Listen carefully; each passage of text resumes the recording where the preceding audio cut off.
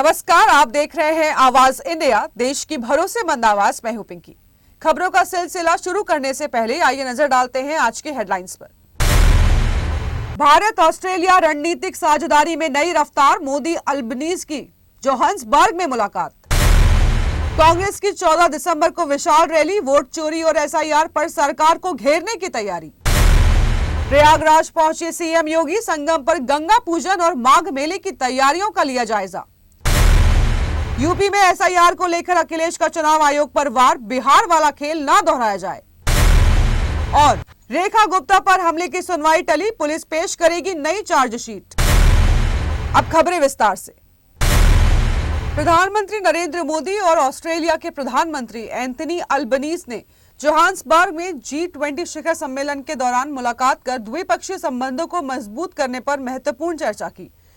दोनों नेताओं ने 2020 में व्यापक सामरिक साझेदारी बनने के बाद बीते 5 वर्षों में संबंधों के गहराने पर संतोष जताया है। प्रधानमंत्री अल्बनीज ने भारत में हाल ही में हुए आतंकी हमले पर एकजुटता व्यक्त की और आतंकवाद के खिलाफ मिलकर लड़ने की प्रतिबद्धता दोहराई। मुलाकात में ऊर्जा, व्यापार, निवेश, महत्वपूर्ण खनिज, सुरक्षा और शिक्षा जैसे क्षेत्रों में सहयोग बढ़ाने पर जोर दिया गया। दोनों नेताओं ने स्वीकार किया है कि उच्च स्तरीय संपर्कों से संबंधों में अभूतपूर्व वृद्धि हुई है। उन्होंने जन जन के बीच आदान प्रदान को और मजबूत करने की आवश्यकता पर भी जोर दिया। इस बैठक में वैश्विक और क्षेत्रीय मुद्दों पर भी व्यापक चर्चा की गई है, जिससे दोनों देशों की रणनीतिक समझ और साझा दृष्टि और मजबूत हुई है। बैठक के बाद प्रधानमंत्री मोदी ने सोशल साइट पर पोस्ट कर बताया कि बातचीत बेहद सार्थक रही और इसमें रक्षा एवं सुरक्षा, नाभिकीय ऊर्जा और व्यापार जैसे महत्वपूर्ण क्षेत्रों पर विशेष ध्यान दिया गया है। उन्होंने कहा कि इन क्षेत्रों में सहयोग की अपार संभावनाएं हैं, जिन्हें दोनों देश मिलकर नई ऊंचाइयों तक ले जा सकते हैं। पीएम मोदी ने यह भी उल्लेख किया है कि शिक्षा और सांस्कृतिक आदान प्रदान जैसे क्षेत्रों में भी सकारात्मक प्रगति हो रही है। दोनों नेताओं ने तय किया है कि भारत ऑस्ट्रेलिया संबंधों को आगे और तेज गति से बढ़ाया जाएगा, ताकि क्षेत्रीय स्थिरता और वैश्विक प्रगति में योगदान दिया जा सके। मुलाकात का समापन इस आशा के साथ हुआ कि दोनों देशों की ये सामरिक साझेदारी भविष्य में नए आयाम स्थापित करेगी और अंतर्राष्ट्रीय मंच पर एक मजबूत साझेदारी के रूप में उभरेगी। देश की राजनीति में एक बार फिर टकराव तेज हो गया है, क्योंकि कांग्रेस पार्टी वोट चोरी और एसआईआर को लेकर केंद्र सरकार पर बड़ा हमला बोल रही है। इसी के तहत कांग्रेस 14 दिसंबर को रामलीला मैदान में विशाल रैली आयोजित करने जा रही है, जिसमें राहुल गांधी भी शामिल होंगे। कांग्रेस का आरोप है कि करोड़ों लोगों का संवैधानिक मतदान अधिकार छीना जा रहा है और चुनाव आयोग इस पर कार्रवाई नहीं कर रहा। तेलंगाना कांग्रेस के नेता वी हनुमंता राव का दावा है कि 65 लाख वोट चोरी किए गए हैं, लेकिन जांच नहीं हुई। उनका कहना है कि ये रैली जिस तरह से स्थापित चल रही है, उसी के अंतर इस तरीके के मतभेद देखे जा रहे हैं और ये रैली देशवासियों को बताने का प्रयास है कि लोकतंत्र के अधिकारों को कमजोर किया जा रहा है। कांग्रेस इसे वोट चोर, गद्दी छोड़ उसका जन आंदोलन बना रही है और जनता से एकजुट होने की अपील कर रही है। वहीं कांग्रेस के आरोपों पर भाजपा ने पलटवार करते हुए कहा है कि एसआईआर सिर्फ एक बहाना है और असल उद्देश्य चुनाव आयोग को कटघरे में खड़ा करना है। भाजपा प्रवक्ता शहजाद पूनावाला ने कहा है कि कांग्रेस राज्यों के हिसाब से एसआईआर पर अलग अलग स्टैंड लेती है। महाराष्ट्र में इसका समर्थन और बंगाल, बिहार में विरोध करती है।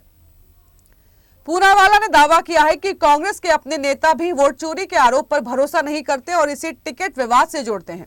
उन्होंने कहा कि कांग्रेस पहले अपने साथियों को मनाए, क्योंकि इंडिया गठबंधन में से कोई भी इस रैली में शामिल नहीं हो रहा। भाजपा ने कांग्रेस पर जनता को भ्रमित करने का आरोप लगाया और कहा कि विपक्ष टूटकर बिखर चुका है, जबकि सरकार मजबूत है। प्रयागराज में शनिवार का दिन खास रहा, जब मुख्यमंत्री योगी आदित्यनाथ संगम तट पहुंचे और गंगा पूजन कर प्रदेश की खुशहाली की कामना की। इसके बाद वे विधायक हर्षवर्धन वाजपेयी के आवास पहुंचे और पवन सुत हनुमान जी की मूर्ति की प्राण प्रतिष्ठा में शामिल हुए। इस दौरान कई वरिष्ठ भाजपा नेता और स्थानीय पदाधिकारी मौजूद रहे। संगम तट पर उनके आगमन के लिए खास तैयारियां की गई, जिसमें श्रद्धालुओं की सुविधा के लिए फ्लोटिंग जेटी भी बनाई गई। मुख्यमंत्री के दौरे से शहर में भक्तिपूर्ण माहौल बन गया है। संगम पर पूजा अर्चना के बाद मुख्यमंत्री ने माघ मेले की तैयारियों को लेकर अधिकारियों के साथ अहम बैठक की। उन्होंने सुरक्षा, स्वच्छता, यातायात और श्रद्धालुओं की सुविधाओं को सर्वोच्च प्राथमिकता देने के निर्देश भी दिए। योगी आदित्यनाथ ने कहा है कि माघ मेला प्रदेश की सांस्कृतिक विरासत का महत्वपूर्ण हिस्सा है, जिसे भव्य और सुचारू रूप से आयोजित किया जाना चाहिए। उन्होंने सभी आवश्यक संसाधनों की उपलब्धता सुनिश्चित करने और किसी भी प्रकार की लापरवाही न होने की चेतावनी दी। हनुमान जी की प्राण प्रतिष्ठा में उनकी सहभागिता ने कार्यक्रम को आध्यात्मिक रंग दिया है और लोगों में उत्साह भी भर दिया है। उत्तर प्रदेश में एक बार फिर चुनावी तापमान चढ़ चुका है और इस बार वजह है SIR यानी कि special summary revision. Samajwadi party प्रमुख अखिलेश यादव ने चुनाव आयोग पर बड़ा हमला बोला है। उनका आरोप है कि जिस समय यूपी में हर घर शादी ब्याह में व्यस्त है, उसी वक्त SIR चलाया जा रहा है। अखिलेश ने दो टूक कहा कि उन्हें SIR की प्रक्रिया से कोई विरोध नहीं है, लेकिन समय ऐसा चुना गया है जब लोग दस्तावेज अपडेट कराने के लिए उपलब्ध ही नहीं होते हैं और बीजेपी पर मिली भगत का सबसे बड़ा आरोप लगाया गया है। अखिलेश का दावा है कि बिहार में SIR के बहाने जो खेल हुआ है वही स्क्रिप्ट यूपी में दोहराई जा रही है। उन्होंने कहा कि बिहार में पॉपुलर चेहरा होने के बावजूद तेजस्वी यादव वहां हार गए और जिन इलाकों में SIR के दौरान सबसे ज्यादा नाम कटे वही RJD की सबसे बड़ी हार दर्ज हुई है। अखिलेश का सवाल है, क्या यूपी में भी वोटर लिस्ट को उसी तरह प्रभावित करने की कोशिश हो रही है? सपा प्रमुख ने मांग की है कि SIR की डेडलाइन बढ़ाई जाए ताकि लोग शादी के सीजन में भागदौड़ छोड़कर अपने नाम सही से जुड़वा सके। खास तैयारी नहीं की और जहां BLO को ट्रेनिंग मिलनी चाहिए थी, BLO को ट्रेनिंग भी नहीं मिली और फिर BLO पे दबाव बनाया जा रहा है। अब BLO खुद परेशान है। BLO बड़े पैमाने पर परेशान है कि करे क्या।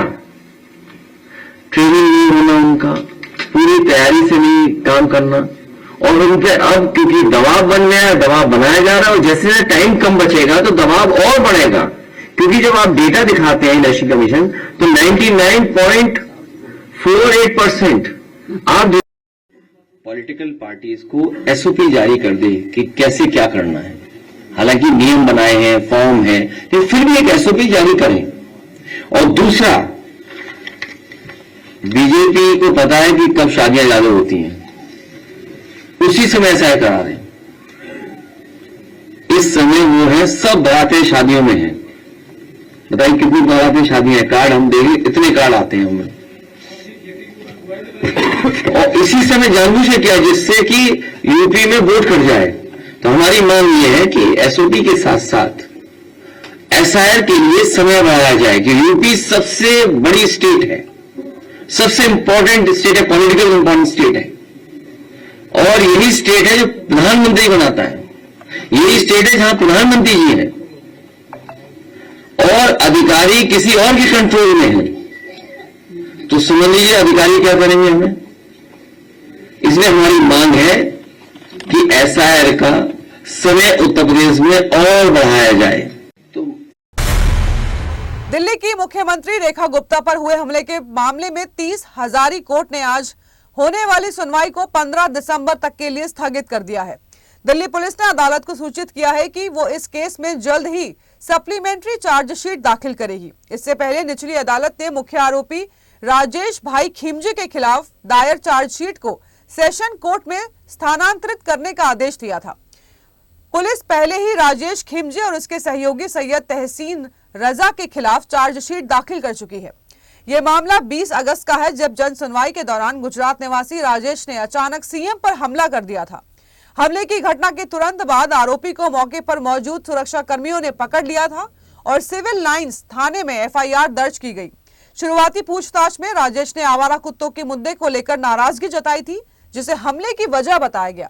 जांच में पता चला है कि इस साजिश में उसका साथी सैयद तहसीन रजा भी शामिल था और उसने हमले की योजना में मदद की थी। पुलिस ने मामले में सभी आवश्यक सबूत जुटा लिए हैं और जांच लगभग पूरी कर ली है। अब सेशन कोर्ट में दोनों आरोपियों की पेशी और आगे की कानूनी कार्रवाई की जाएगी, जहां उन पर हमले, साजिश और सुरक्षा बलों के काम में बाधा डालने जैसे गंभीर आरोप तय किए जाएंगे। वक्त हो चला है एक छोटे से ब्रेक का।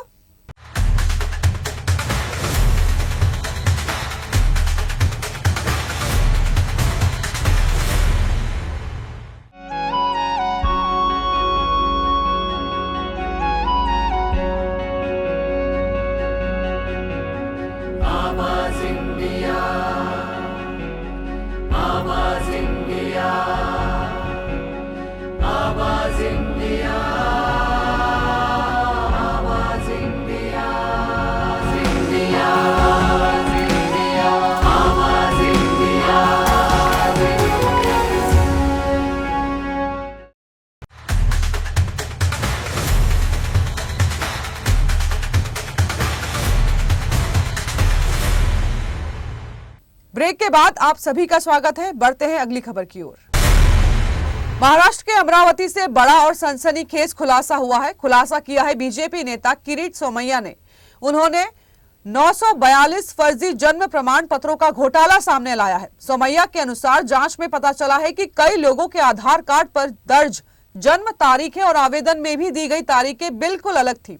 कुल 2896 ऑर्डर्स में से 942 को फर्जी करार दिया गया। आशंका जताई जा रही है कि इन दस्तावेजों का इस्तेमाल बांग्लादेशी और रोहिंग्या घुसपैठियों ने पहचान मजबूत करने के लिए हो सकता है।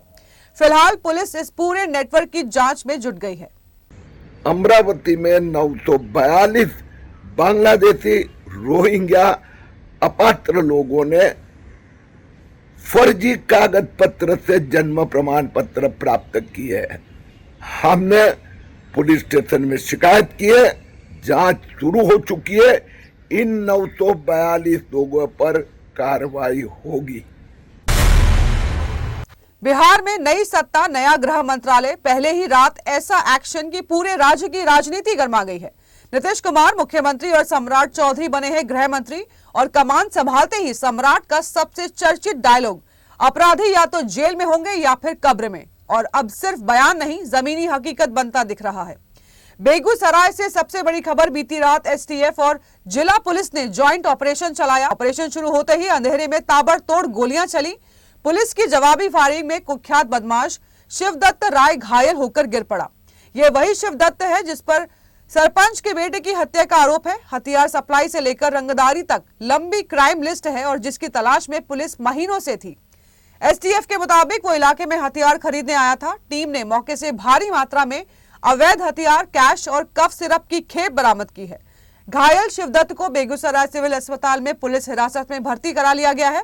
उसकी स्थिति पर पुलिस कुछ भी बताने से बच रही है, जबकि बाकी बदमाश अंधेरे का फायदा उठाकर फरार हो गए। क्या बिहार की कानून व्यवस्था एक अणे मार्ग से निकलकर 5 दहशत मार्ग के कंट्रोल में चली गई है?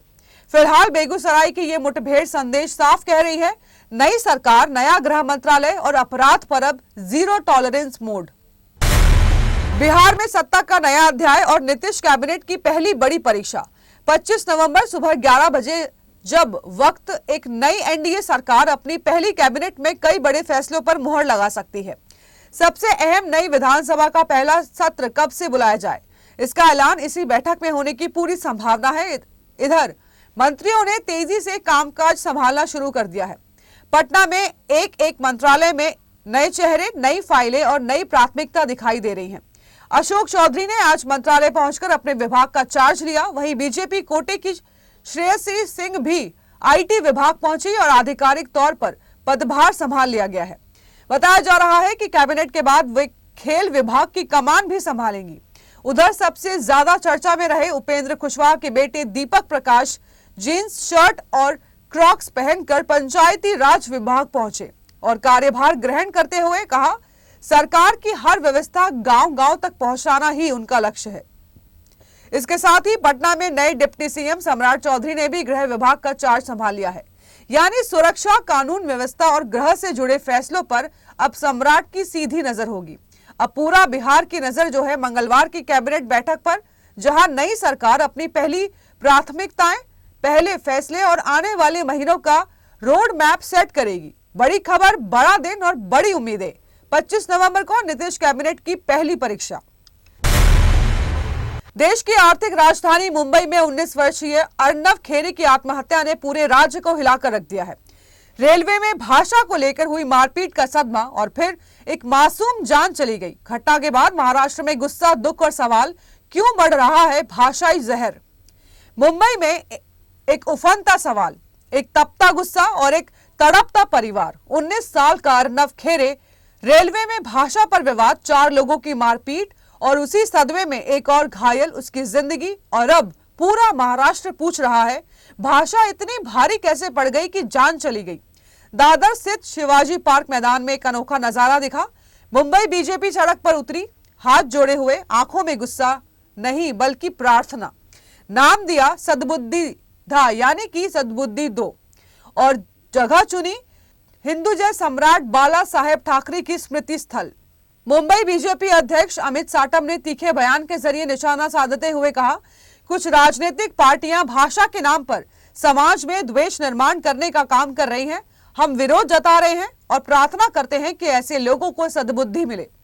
साथ में मौजूद रहे विधायक अतुल भातखलकर, प्रसाद लाड, गणेश खंडकर, आचार्य पवन त्रिपाठी सहित सैकड़ों पदाधिकारी और कार्यकर्ता।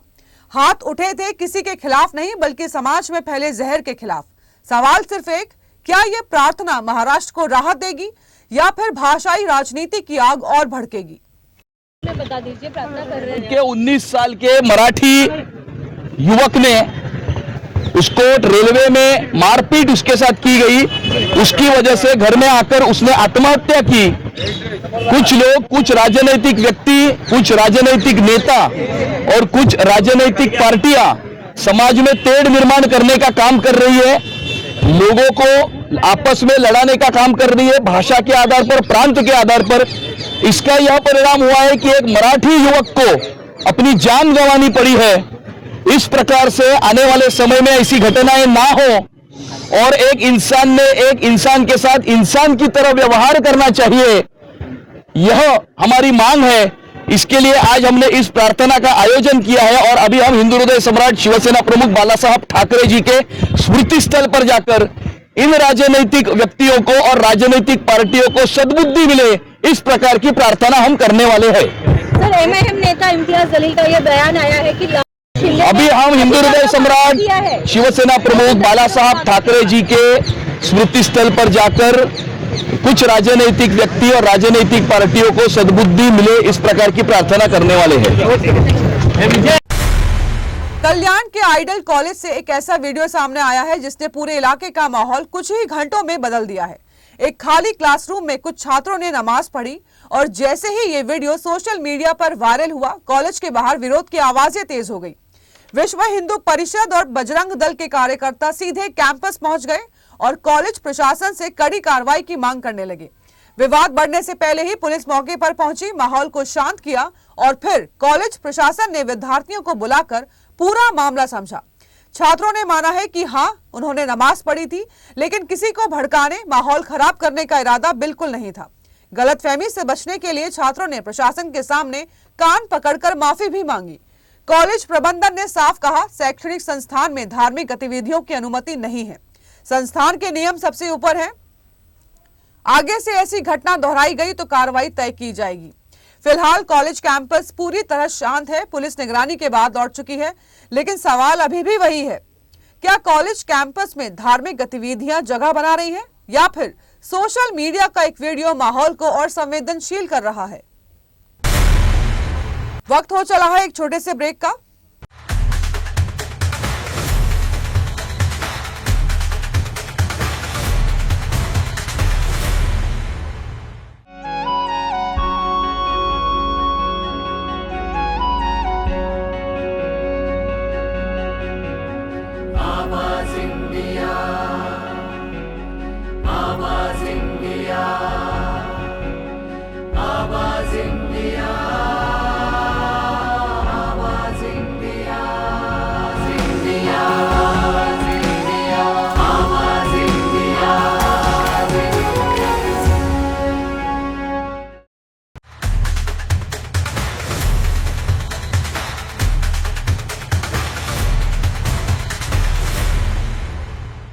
ब्रेक के बाद आप सभी का स्वागत है। बढ़ते हैं अगली खबर की ओर।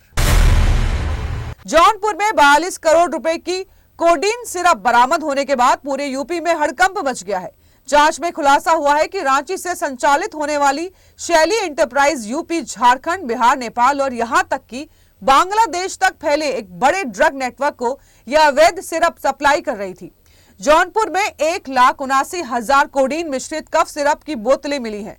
यह अब तक की सबसे बड़ी रिकवरी में से एक बताई जा रही है। जांच एजेंसियों के अनुसार यह पूरा नेटवर्क शुभम जायसवाल की फर्म शैली एंटरप्राइज के इर्द गिर्द घूमता है, जो उनके पिता भोला प्रसाद के नाम पर रजिस्टर्ड है।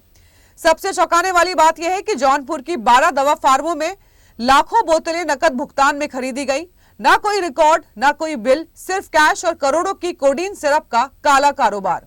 खाद्य एवं औषधि विभाग की टीम ने जब छापा मारा तो गोदाम पर गोदाम, कार्टन पर कार्टन, लाखों की संख्या में बोतलें निकलती चली गई। अब इस पूरे रैकेट पर जौनपुर कोतवाली में एफआईआर दर्ज हो चुकी है। जांच एजेंसियां फाइनेंशियल ट्रेल, बैंक अकाउंट्स और कैश मूवमेंट खंगालने में जुट गई है। यूपी, झारखंड, बिहार से लेकर नेपाल और बांग्लादेश तक फैला ये नेटवर्क कितनी गहरी जड़ें रखता है, कौन कौन इसमें शामिल है और किस लिए लाखों बोतलें सरहद पार तक भेजी जा रही थी, इन सभी सवालों के जवाब अब आगे की जांच तय करेगी। ये सिर्फ एक ड्रग रिकवरी नहीं बल्कि वो धागा है जिसके सहारे एक पूरे इंटरनेशनल नेटवर्क की परतें खुलने वाली हैं। मनोरंजन जगत के सबसे प्रतिष्ठित आयोजनों में से एक भारतीय अंतर्राष्ट्रीय फिल्म महोत्सव 2025 ने गोवा में 20 नवंबर को शानदार आगाज किया, जो 28 नवंबर तक चलेगा। इस फेस्टिवल में देश विदेश की चुनिंदा फिल्मों की स्क्रीनिंग जारी है और इसी दौरान बॉलीवुड की कई क्लासिक फिल्मों को भी खास जगह दी गई। निर्देशक मुजफ्फर अली की कालजयी फिल्म उमराव जान की फेस्टिवल में री रिलीज स्क्रीनिंग हुई। इस अवसर पर उन्होंने खुशी जताते हुए कहा, यह फिल्म दर्शकों के साथ फिर से वैसा ही भावनात्मक जुड़ाव बनाती है जैसा कि 1981 में रिलीज के समय बना था। उनका कहना है कि उमराव जान आज भी उतनी ही ताजगी के साथ दिलों को छूती है और ये नए दर्शकों से जुड़ने का मौका है। मुजफ्फर अली ने बताया कि उमराव जान की री रिलीज उनके लिए विशेष अनुभव है। जब उनसे अभिनेत्री रेखा के साथ काम करने का अनुभव पूछा गया तो उन्होंने कहा कि रेखा का उत्साह और समर्पण अद्भुत है। उन्होंने उमराव जान के किरदार को जिस सहजता, भावनाओं और गहराई से निभाया वो फिल्म को हमेशा यादगार बनाता है। फेस्टिवल में उमराव जान के साथ साथ उनकी दूसरी क्लासिकल फिल्म गमन की भी स्क्रीनिंग की गई। IFFI में इन फिल्मों का सम्मानित होना भारतीय सिनेमा की समृद्ध विरासत को मंच पर फिर से जीवंत कर देता है, जिससे दर्शकों को बीते दौर की खूबसूरती का एहसास होता है। तो देश और दुनिया की बड़ी खबरों में फिलहाल के लिए इतना ही। जुड़े रहिए आवाज इंडिया के साथ, जल्द होगी मुलाकात। तब तक के लिए नमस्कार।